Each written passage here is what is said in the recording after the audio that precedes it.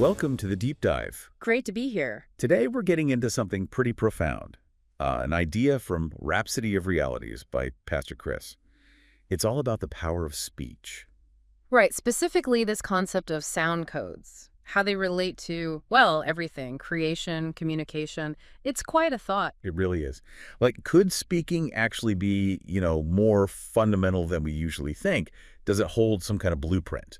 That's exactly what we're unpacking. The source suggests sound waves, the result of speaking, aren't just carriers of messages, but maybe the original stuff of creation itself. And this sound coding idea is central.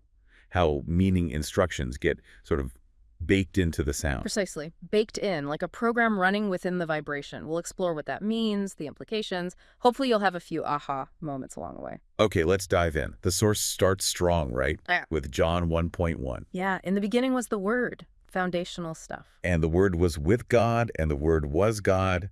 And the devotional connects this word directly to sound, doesn't it? It does. It argues that the energy produced by words is sound, and that this sound energy was the original source material.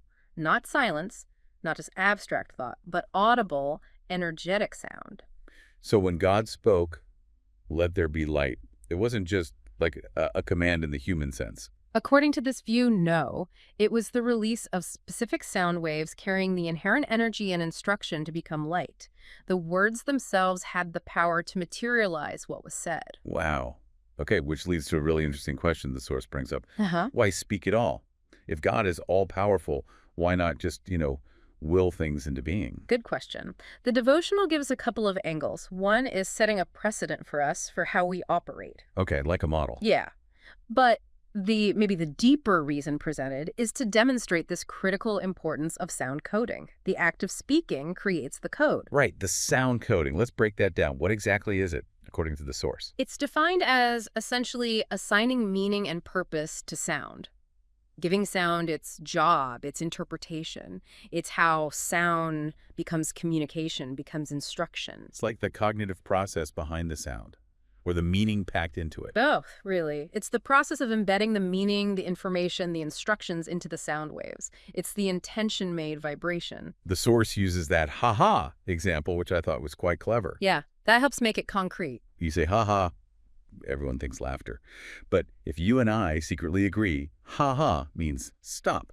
Then only we understand the real message. Everyone else just hears the standard meaning, the default code. Exactly. It's like a password, almost. You need the key, the understanding of the assigned code. That's a great way to put it. Raw sound is just vibration. It's the coding, the deliberate act of putting meaning in the sound that makes it work, makes it understandable. And this coding process, it's not just some ancient divine thing, is it?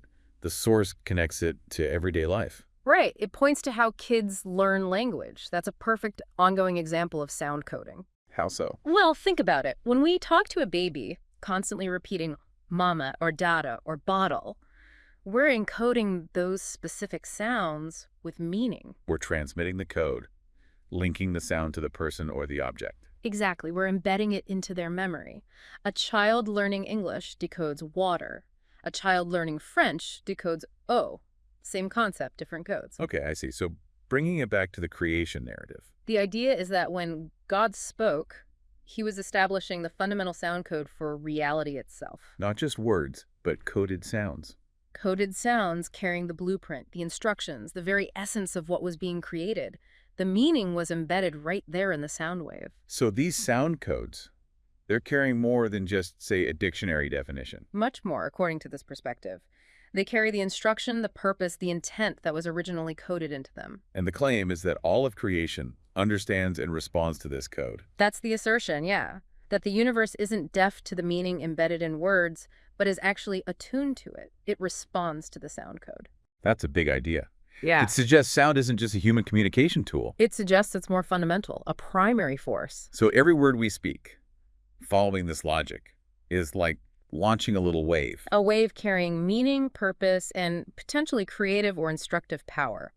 That's the emphasis in the source, the sheer creative force inherent in words because of this coding. Okay, let's try and wrap this up. We've journeyed through this idea from Rhapsody of Realities by Pastor Chris. Yeah, this deep dive looked at sound basically as the origin point. God speaks, creates sound, and that sound is the material. And the key mechanism is sound coding.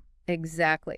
Assigning meaning, instruction, purpose to those sounds. That's how they communicate, how they create, how they function. It definitely leaves you with something to chew on, Mm. thinking about our own words, Mm. the sounds we make every day. What kind of codes are we putting out there? Consciously or maybe more often, unconsciously. That's really the heart of it for you, the listener, isn't it? If words and sounds have this kind of foundational power, as this source suggests, what responsibility does that place on us? Yeah, are our words just sounds, or are they these potent little packets of energy and intent? The perspective here leans heavily towards the latter. That our speech isn't trivial, it carries weight, it carries code, and it might just shape reality in ways we haven't fully considered. Something powerful to reflect on long after you've finished listening. Are you intentional with your words? Good question. Something to think about. Definitely. Thanks for joining us for this deep dive. Anytime. We'll see you next time. For more information on how you can grow spiritually using Rhapsody of Realities, please visit our website, www.rhapsodyofrealities.org, or you can also visit rin.rhapsodyofrealities.org/salvation. Thank you.